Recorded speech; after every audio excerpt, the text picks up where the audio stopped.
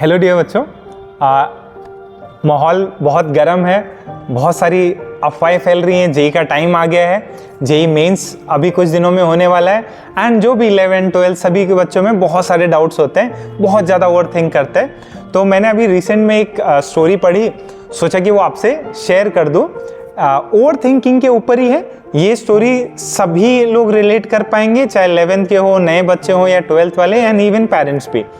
सो हुआ ऐसा कि एक ट्रेन चल रही है दिल्ली से लेके मुंबई तक एंड उसमें दो व्यक्ति आसपास बैठे हुए हैं। एक थोड़े से एज ओल्ड में है, 55 प्लस एज के एक बूढ़े अंकल जी बैठे हुए हैं और एक नौजवान लड़का बैठा हुआ है 20-25 साल के अराउंड।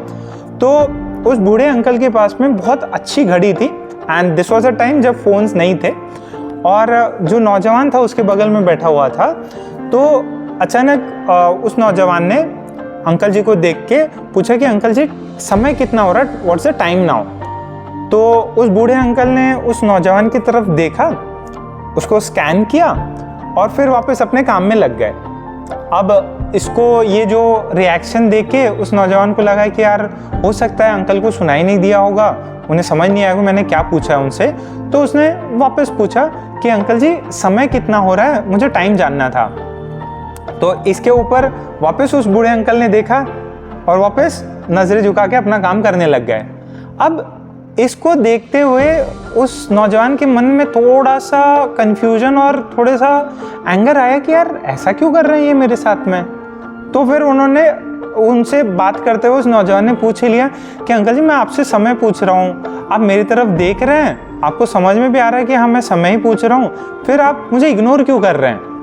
तो इसके ऊपर जो है उस बूढ़े अंकल ने अपना काम साइड में रख के उस न्यूज़पेपर को और उन्होंने पूछा कि बेटा अभी देखो आपने मुझसे समय पूछा, मैंने आपको समय बताऊंगा कि समय जो है 10 बज रहे हैं, आप मुझे थैंक यू बोलोगे, मैं आपको बोलूँगा इट्स ऑल राइट, कोई बात नहीं है।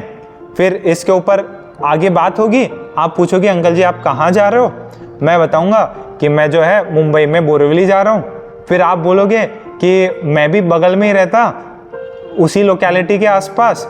तो मैं बोलूँगा बहुत अच्छी बात है बेटा, आओ कभी मिलो जुलो।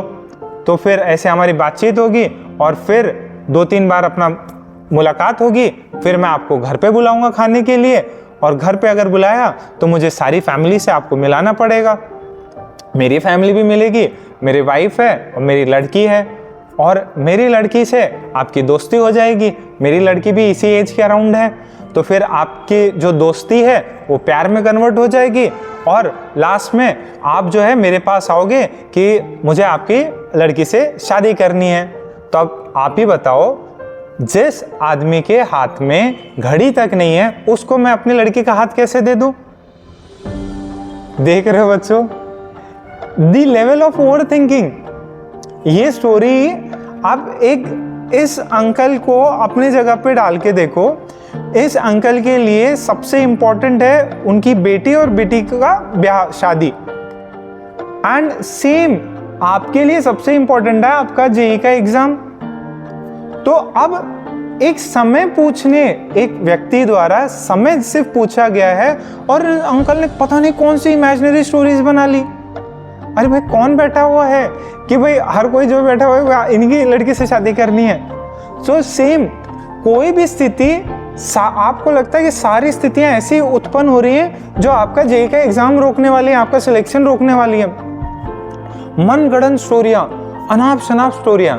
जो अभी 12वीं में जो बच्चे अभी जेई देने वाले, सर मेरा पेपर 21 को होगा, सर 22 का इजी आएगा, सर 28 वालों का सबसे टफ आया।